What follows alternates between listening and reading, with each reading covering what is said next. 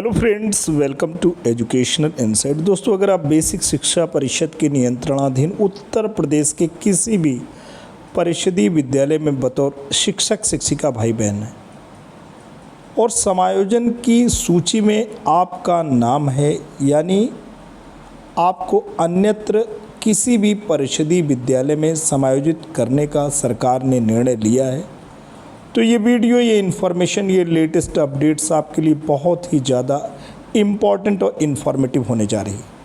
दोस्तों, एक तरफ तो समायोजन का जो मामला है वो माननीय इलाहाबाद हाई कोर्ट की लखनऊ खंडपीठ के द्वारा रिजर्व कर दिया गया है।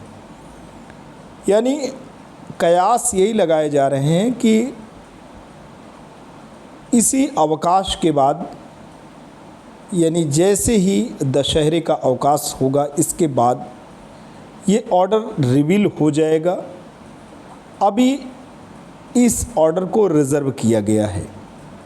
उधर 69,000 शिक्षक भर्ती का भी मामला माननीय सुप्रीम कोर्ट में विचाराधीन है, जिस पे डेट लगी हुई है 15 अक्टूबर। तो आप मान के चल सकते हैं कि 69,000 शिक्षक भर्ती के तहत चयनित शिक्षक जो कि उस केस में पिटिशनर हैं और अपनी लड़ाई लड़ रहे हैं, अपनी नौकरी की लड़ाई लड़ रहे हैं, वो भी समायोजित शिक्षकों की सूची में शामिल हैं। तो जो कुछ भी ऑर्डर का मामला है, उसके जो कयास लगाए जा रहे हैं वो 15 अक्टूबर के बाद ही यहाँ पे ऑर्डर जो रिज़र्व है वो रिवील हो सकेगा, ऐसा लोग अनुमान लगा रहे हैं। ऐसे लोगों के अपने ओपिनियन हैं, अभिमत हैं और कयास हैं, जो कि काफ़ी हद तक ऑथेंटिक हैं, प्रमाणिक हैं।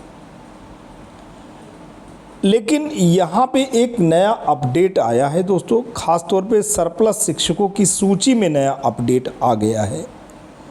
और इधर जहाँ की मामला माननीय सुप्रीम कोर्ट में विचाराधीन है 69,000 शिक्षक भर्ती का, और एक ऑर्डर जो कि माननीय इलाहाबाद हाई कोर्ट की लखनऊ खंडपीठ में अभी उसे डोरमेंट रखे गए हैं, उसको रिवील नहीं किया गया है। तो इधर समायोजन की रूपरेखा भी सरकार बना रही है। अभी एक लेटेस्ट इन्फॉर्मेशन मिली हुई है, एमआरसी के तहत नवीन जनपद में आए शिक्षकों का डाटा तलब किया गया है।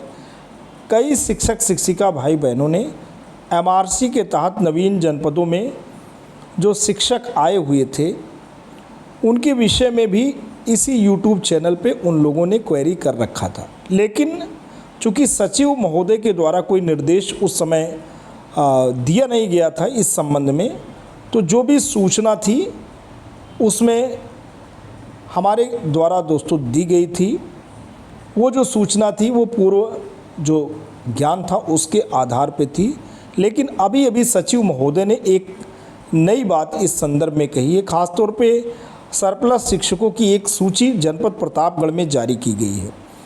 उसमें ये बात कही गई है कि एमआरसी के तहत अगर कोई शिक्षक जनपद प्रतापगढ़ में कार्यभार ग्रहण किया है तो उसकी सीनियरिटी का निर्धारण किस रूप में होना है।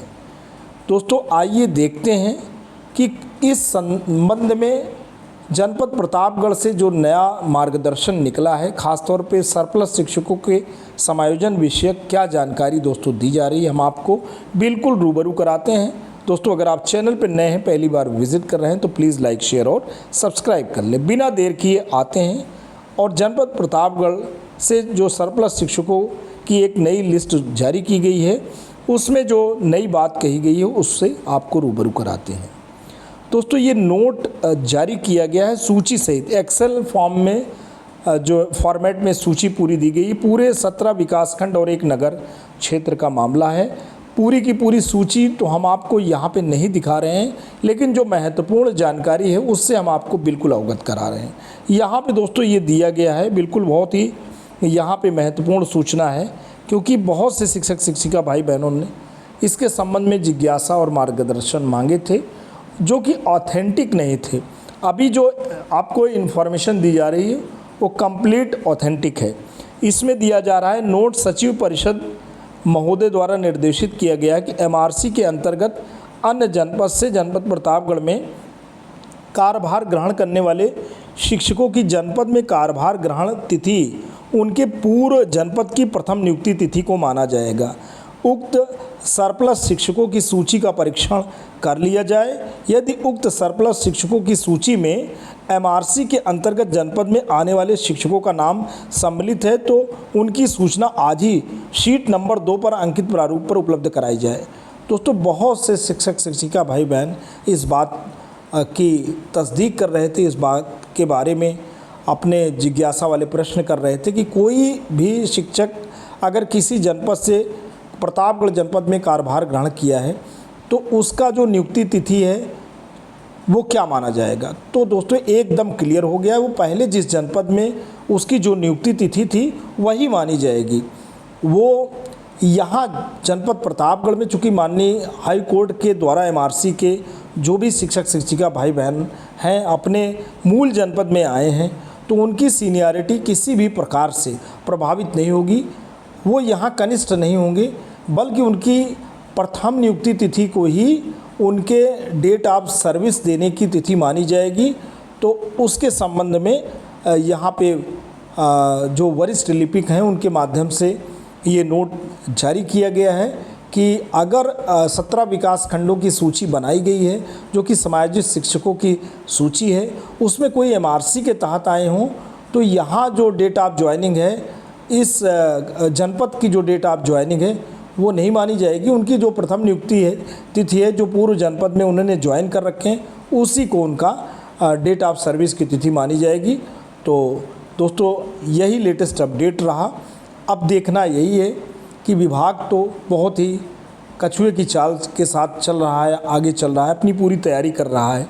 आगे जो माननीय हाईकोर्ट का जो रुख है वो किस प्रकार से इस समायोजन की प्रक्रिया को प्रभावित करता है, ये तो दोस्तों और रिज़र्व ऑर्डर को ओपन होने के बाद ही पता चलेगा। आज के लिए इतना ही।